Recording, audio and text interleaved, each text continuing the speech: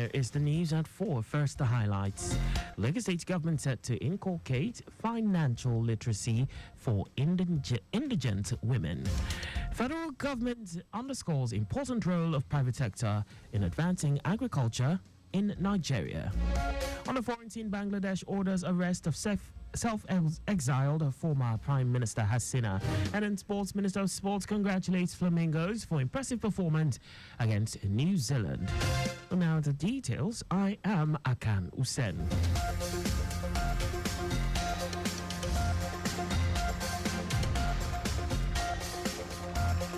In a bid to strengthen its financial inclusion policy, Lagos State government has commenced the process of inculcating financial literacy for indigent women in hard-to-reach communities as an integral part of the Sustainable Development Goals. While speaking with journalists during a press conference in Alausa, Special Advisor to the Governor on Sustainable Development Goals, Oreoluwa Fini Awokoya, noted that the first phase of the intervention targets 100 women per communities in 14 local government areas of the state. Fini Awokoya, who commended the development partners on the project, urged other institutions and the private sector to join in the human capital development efforts to bridge the gap for women in communities that have been underserved and more on SDG projects. Representatives of the partners on the project with the Lagos State Office of Sustainable Development Goals appreciated the efforts of the state government in supporting financial inclusion for women and promoting awareness among them for empowerment. The theme of the project is promoting human capital development, HCD, in Lagos State through advocacy for women's financial inclusion in hard-to-reach communities and increased awareness of data's role in delivering better HCD outcomes. The Lagos State Domestic and Sexual Violence Agency, DSVA, has continued its statewide sensitization to all community development councils, CDCs, and community development associations, CDAs, across the state as the community engagement team of the agency visited Olorda LCDA. The Executive Secretary, Titulola Vivo Adeni, said reaching these communities was critical for collaborative efforts in the fight against all forms of abuse and violence, and that it was necessary to keep these issues on the front burner as the CDC body serves as a grassroots approach to reaching members in their communities. Head of Community Engagement Unit, Damilare Adewusi, addressed the participants on the alarming issues of SGBV, the forms of abuse, preventive measures, myths surrounding SGBV, reporting procedures, and the available support services were discussed in the meeting. On his part, Chairman of Olorda Local Council Development Area, Ganiu Additional, appreciated the agency for bringing such vital information to the CDC leaders and members of the community. Lagos State government has alerted residents and property owners at the Ogun Riverbank to be ready to relocate to higher grounds as the authorities of Ogun Osun River Basin Development Authorities commence staggered release of water from Oyon Dam.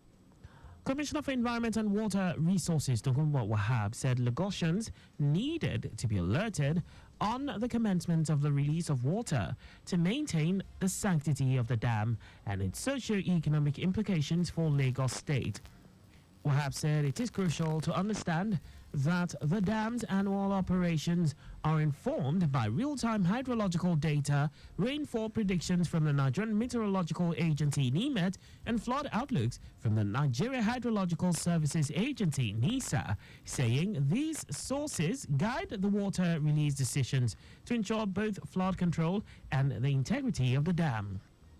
He said the state government and the Ogun Osun River Basin Development Authority acknowledged the concerns raised regarding the release of water from the dam and its impact on surrounding communities, particularly those along the Ogun River water channels extending into Lagos State. The commissioner assured that the state government will continue to monitor the situation closely and collaborate with relevant agencies and affected communities to address humanitarian concerns, particularly for vulnerable groups like women, children, the elderly, and people living with disabilities. Now to the rest of the stories. Minister of Agriculture and Food Security Abubakar Kyari has underscored the crucial role of the private sector in advancing agricultural development in Nigeria. Kyari, who made this known in a statement at a breakfast summit in Abuja, highlighted the importance of the summit themed driving economic transformation through agro-processing, building a sustainable future, saying it aligns with President Tinubu's declaration of a state of emergency on food security and the renewed hope agenda, which is aimed at promoting agricultural revolution. He called for increased collaboration between the private and public sectors, urging stakeholders to leverage appropriate technology and innovation in agro-processing to enhance the value addition to agricultural produce. Ogun State government says it is targeting 1,136,953 children for vaccination. Commissioner for Health, Tomi Koka, says the children are aged between 9 and 59 months across the 20 local government areas of the state during the 7-day integrated measles campaign, which kicks off on Saturday. Koka described measles as highly contagious airborne disease caused by a virus that can lead to blindness, severe complications, and death, and that its vaccination had helped to avert 57 million deaths globally between 2000 and 2022.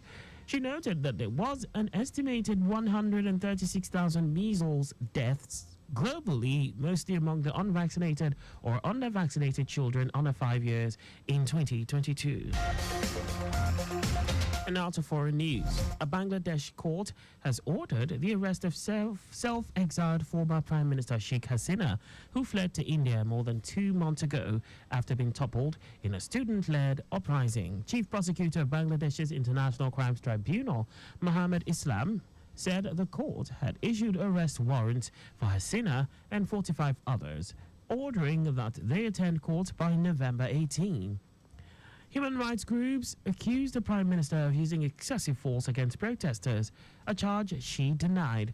The student-led movement began with demonstrations demanding the government abolish its practice of reserving a third of civil service jobs for relatives of war veterans before spiraling into wider protests calling for Hasina's resignation.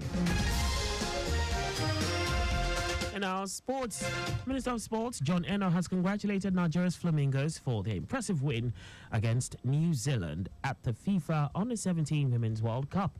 The Flamingos got their Group A campaign off to a perfect start with a 4-1 win against the Oceanian team. The Flamingos will be back in action on Saturday when they take on debutant Ecuador.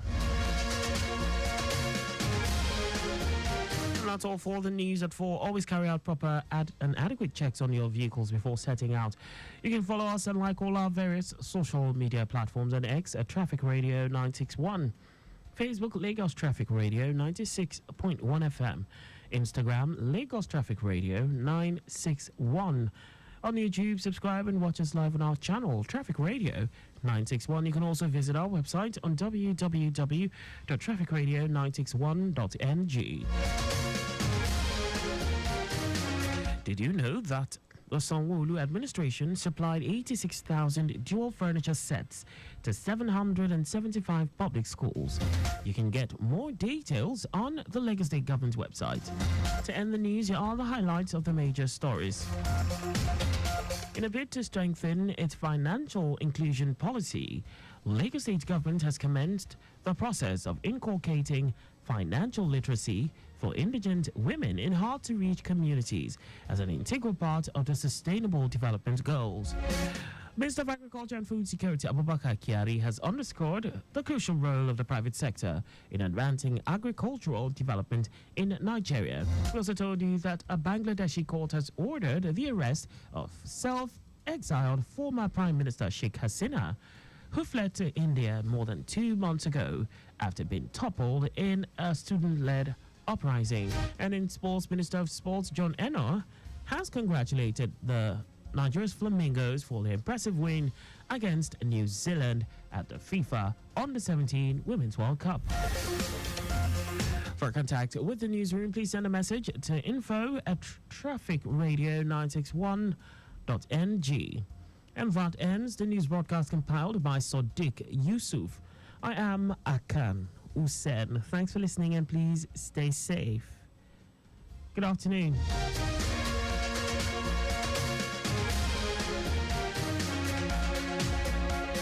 Just